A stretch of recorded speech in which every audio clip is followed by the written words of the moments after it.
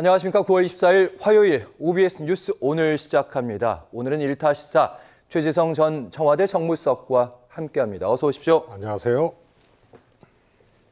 오늘 윤 대통령과 여당 지도부가 만찬을 갖습니다.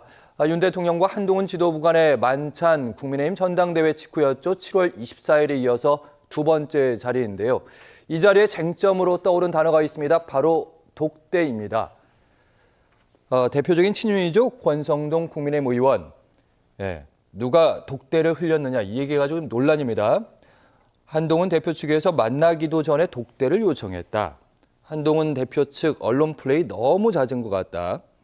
그리고 친한계의 반응도 함께 보도록 하겠습니다. 박정하 당대표 비서실장. 독대 요청 의도적으로 외부에 사전 노출한 바 없다. 이런 입장을 계속해서 반복해서 내고 있습니다. 사실 독대에 대해서 언론에 알려진 것이 지난 21일이었습니다. 이때가 아마 체코 순방 당시에 돌아오면서 윤 대통령이 이제 비행기에 타고 있을 무렵이었고요. 두 번째가 이제 한동훈 대표를 비롯했던 친한계 인사들이 라디오에서 나와가지고 자꾸 불편한 얘기 한단 말이죠. 김 여사의 사과에 대해서. 그러다 보니까 이거 혹시 한 대표 쪽에서 흘린 거 아닌가, 독대 얘기 어떻게 보시는지요?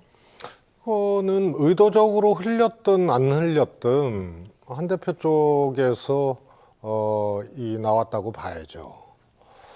우선은 대통령과 여당 대표가 독대하는 게 뉴스가 되고, 심지어는 독대한 게 뉴스가 아니고, 독대를 할 거냐 말 거냐가 뉴스가 아니고, 독대 요청했다는 것이 뉴스가 되는 거는 처음 보는 것 같아요.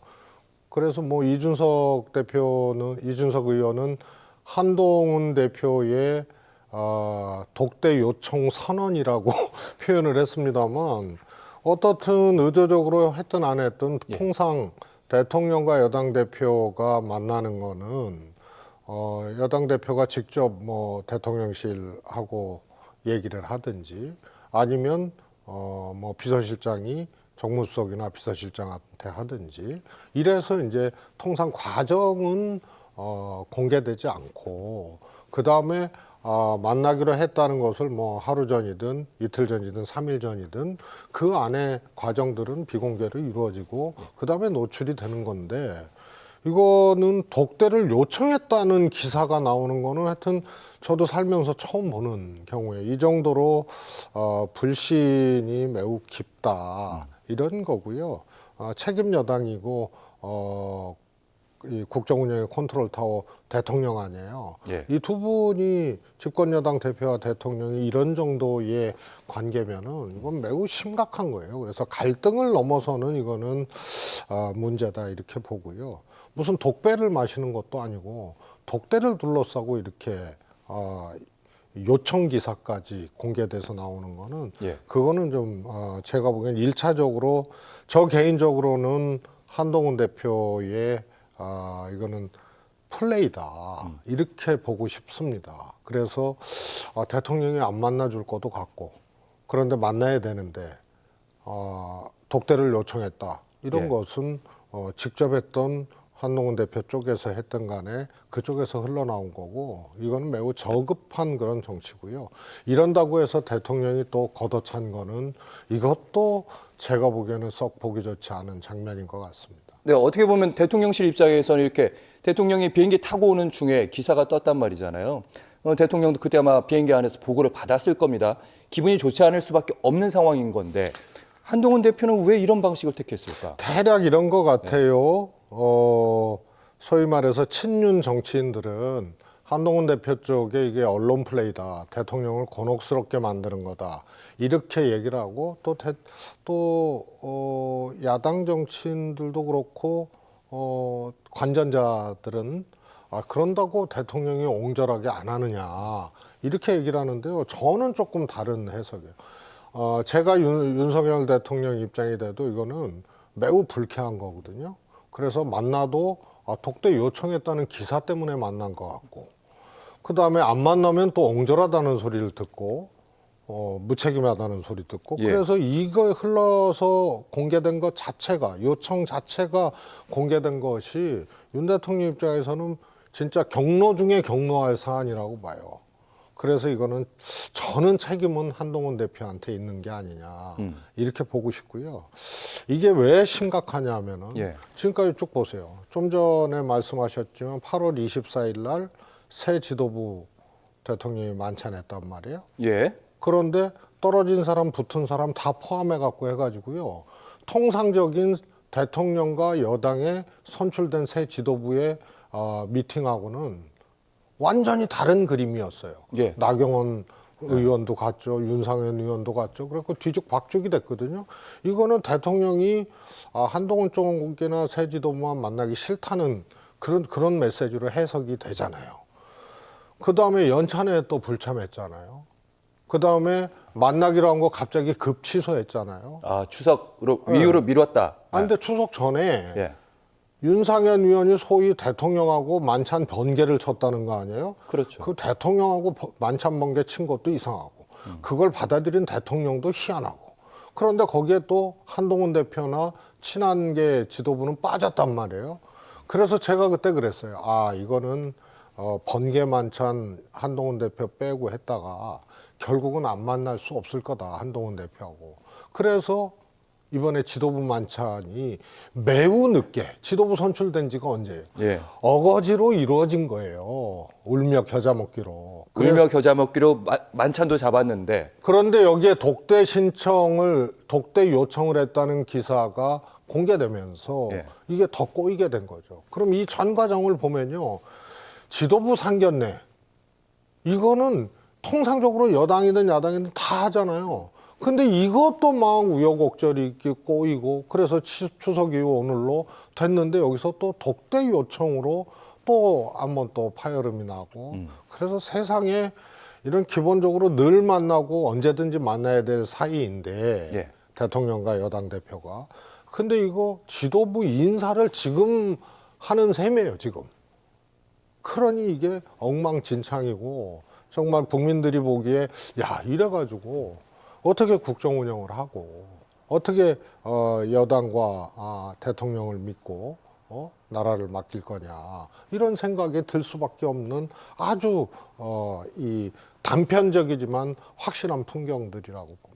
네, 알겠습니다. 어쨌든 계속 질문이 드는 게 한동훈 대표 입장에선 얻는 게 결국 뭐가 있을까 이런 질문은 계속 드는데 그래서 독대 만찬도 이제 원치 않은 만찬을 하게 됐고 독대도 이제 원치 않은 언론에 흘려졌으니까 원치 않은 독대가 이루어지지 않을까 하는 게 대체적인 관측이었는데 결국 대통령실이 그래서 아이디어를 꺼낸 게 독대까지는 좀 그렇고 3대3으로 한번 만나보자 이런 얘기했는데 이걸 또 한동훈 대표가 이런 자에 거절을 했습니다.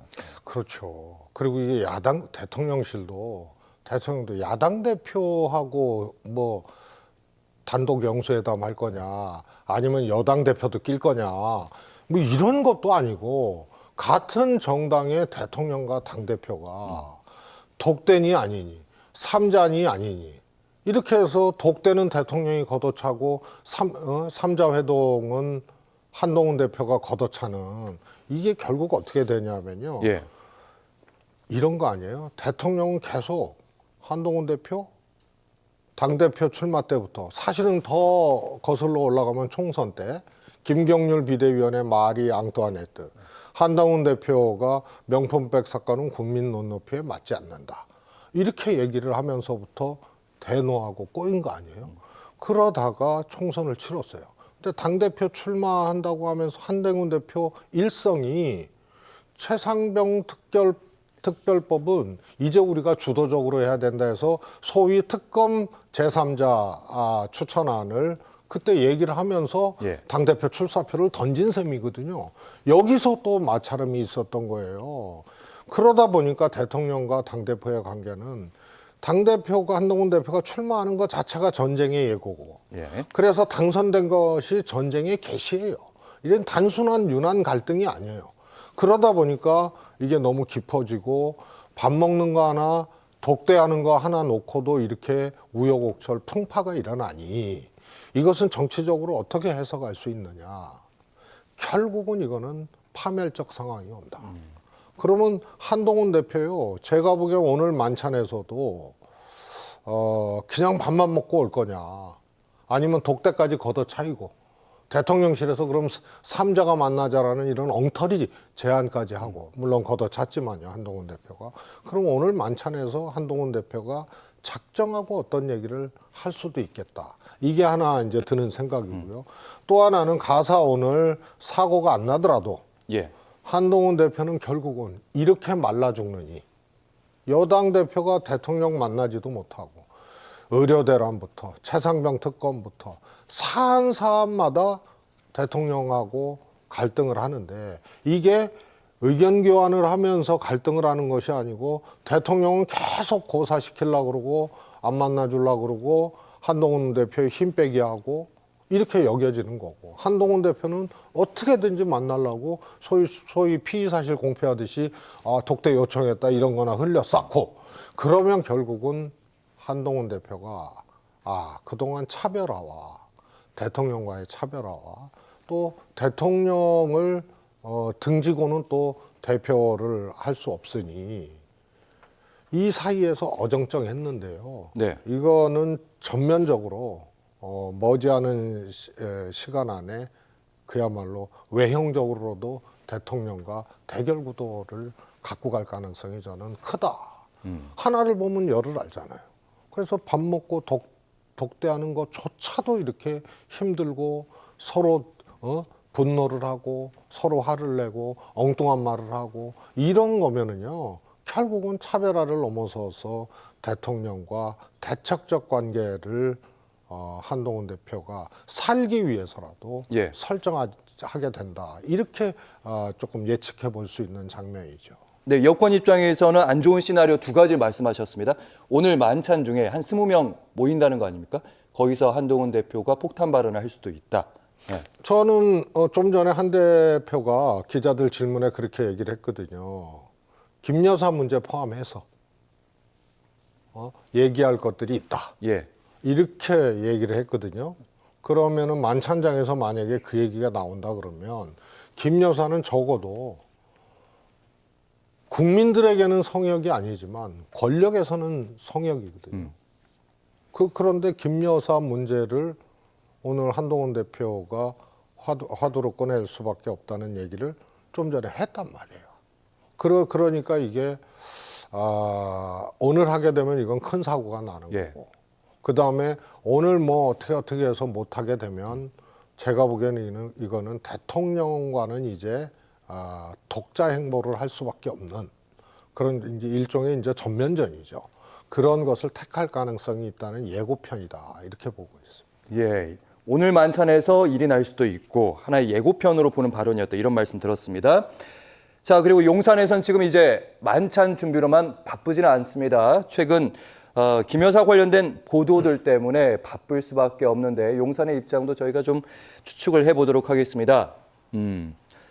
도이치모터스 주가 조작에 관한 얘기입니다. 지난 7월에 이종호 전 블랙펄 인베스트먼트 대표 주가 조작에 도이치의 주범으로 알려지고 있죠. 도이치모터스 사건 너무 오래된 일이라서 김 여사 연락처도 모른다. 김 여사와 결혼한 후에 연락한 적이 없다. 이렇게 단언코 얘기했습니다. 그런데 서울중앙지검에서 도이치모터스 주가 조작 검찰 수사가 본격화되던 시점이 2020년 9월인데 이때 김 여사와 이종호 씨 간에 40차례 전화 그리고 문자가 오갔다. 그리고 통신 내역으로 확인이 됐다. 이렇게 보도가 여러 곳에서 나왔습니다.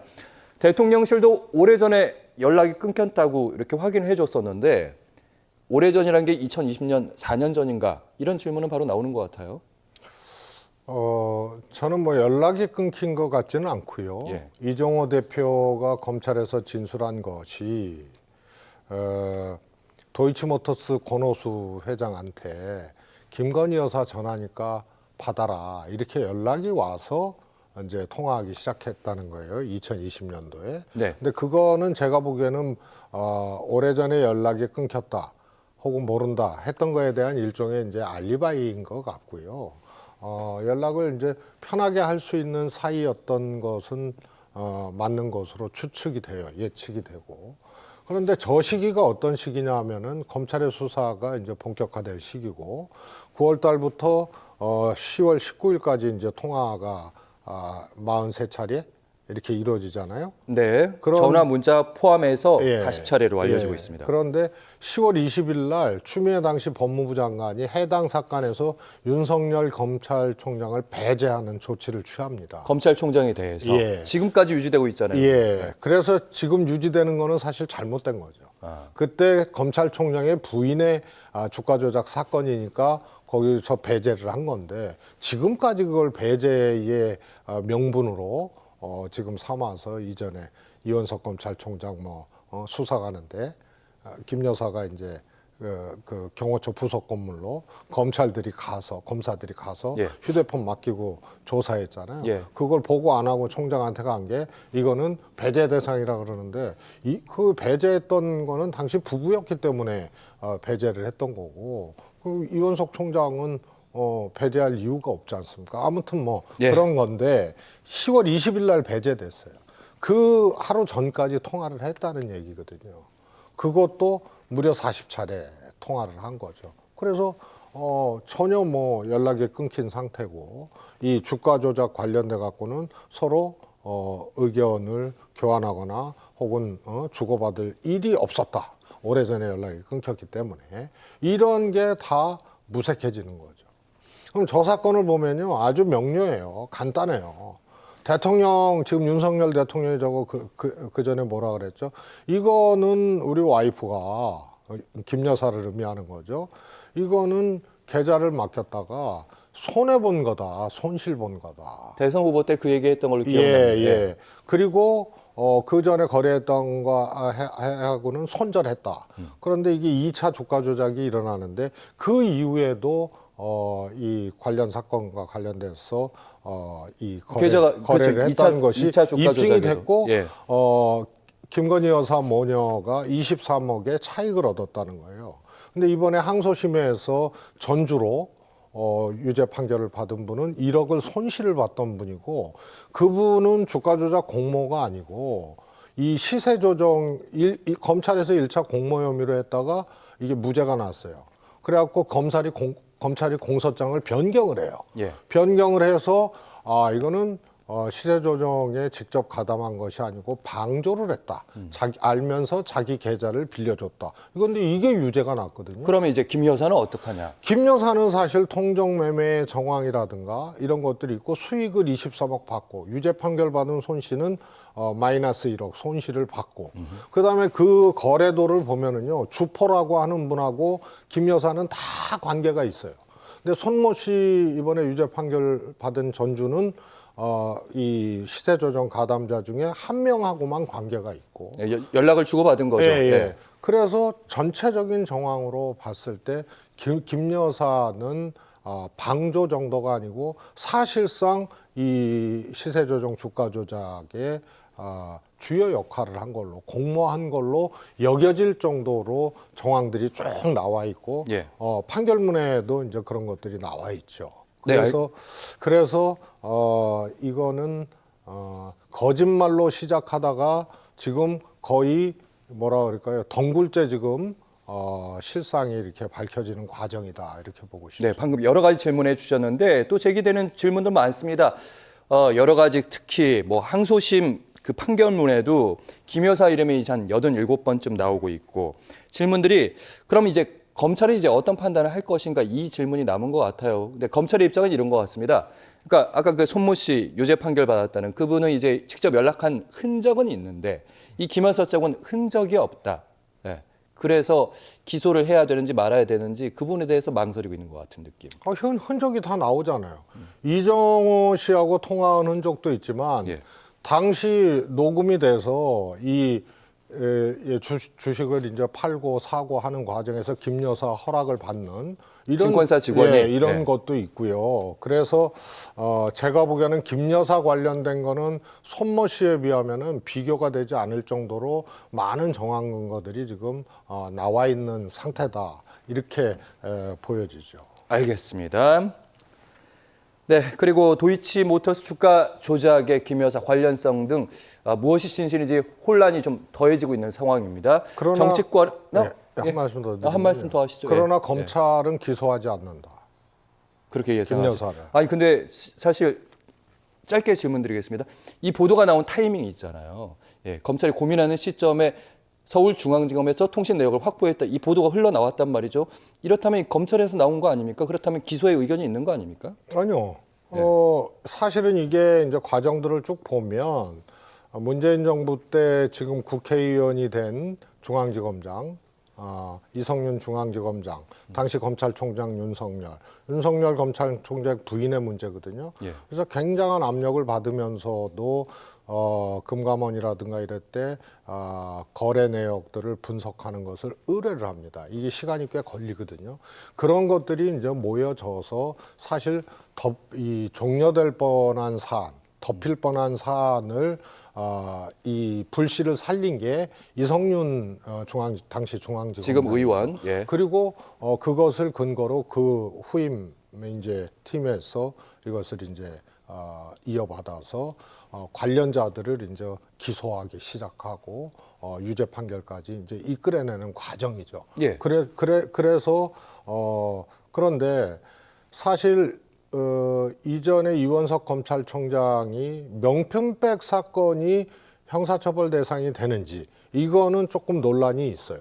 그러나 도이치모터스 등을 포함해서 김 여사 관련된 거는 법 앞에 모두가 평등하게 예. 이렇게 하겠다고 했는데 대통령이 타이밍도 아닌데 기습 공습 인사를 하죠.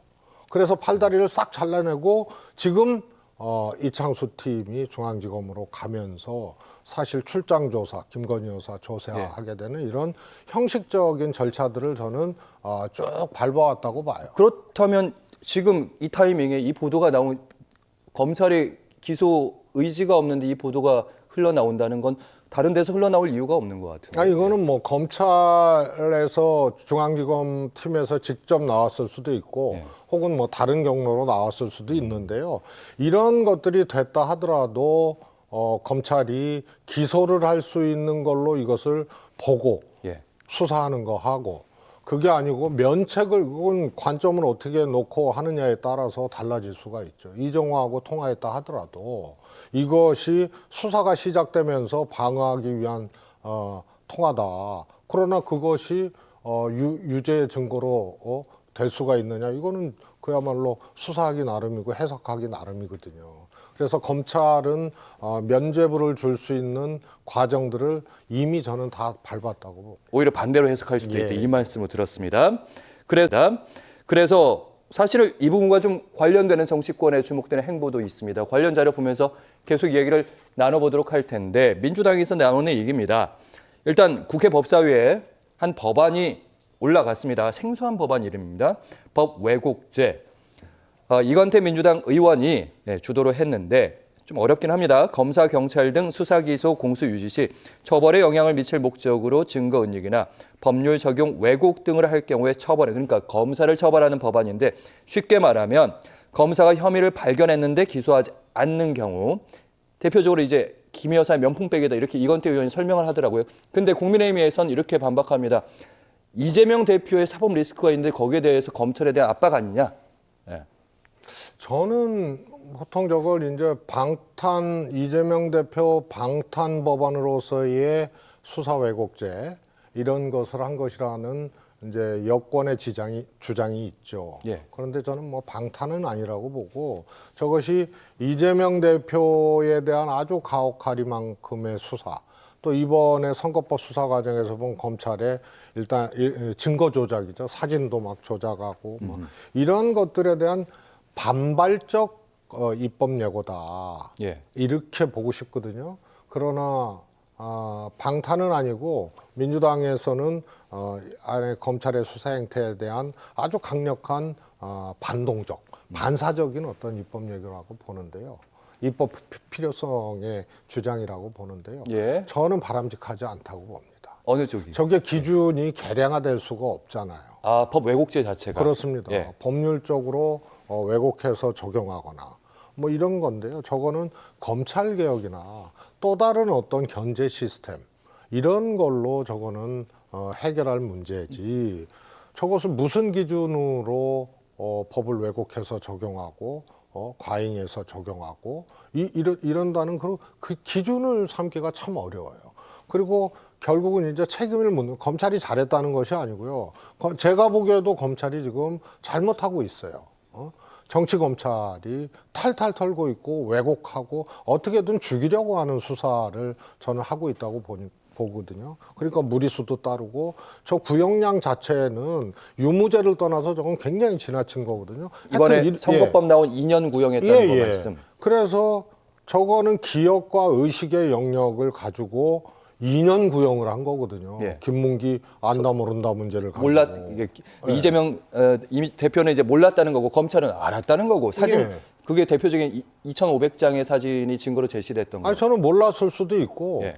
알았는데 몰랐다고 얘기할 수도 있다고 봐요. 그런데 알았는데 몰랐다고 얘기하는 거는 김문기 씨 아느냐라고 했을 때 일종의 상당한 관계, 뭐 거래 관계든 일적 관계든 개인적인 친분 관계든 이런 걸로 인식하고 나 그런 관계 아니다라는 의미의 것도 있고 그래서 이것이 기억과 인식의 영역이라는 거예요. 근데 이거를 2년 정도 구형할 정도의 가사 아는 것을 몰랐다가 하더라도 그래서 간단해요. 합격력을 위조한다거나 이런 거는 엄중하죠. 예, 명확하니까. 당선되기 위해서 혹은 상대를 떨어뜨리기 위해서 이 양반은 재산을 은닉했다.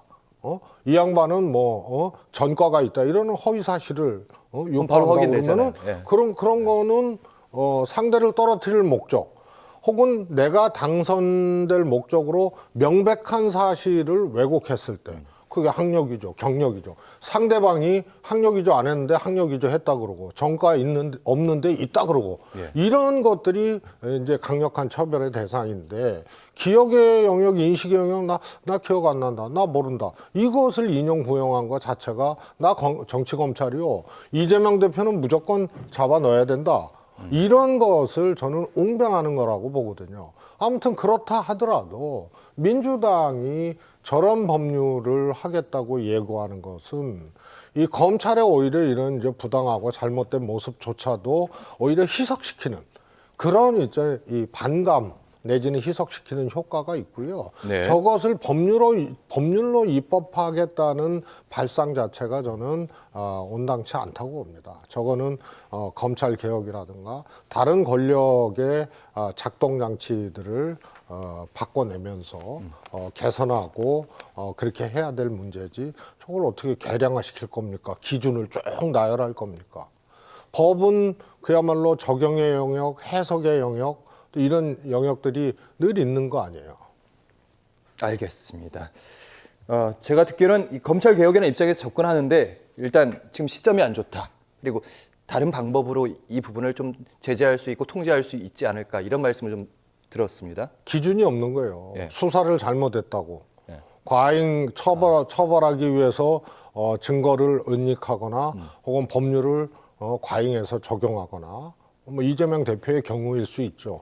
그런데 그것을 기준을 정해갖고 법률로 그것을 막겠다? 그래서 처벌하는 규정을 만들겠다? 이거 자체가 불가능한 거예요. 기준 자체를 잡기 힘들다 그 말씀입니다. 자, 오늘 1타 시사 최재성 전 청와대 정무수석과 함께했습니다. 고맙습니다. 감사합니다.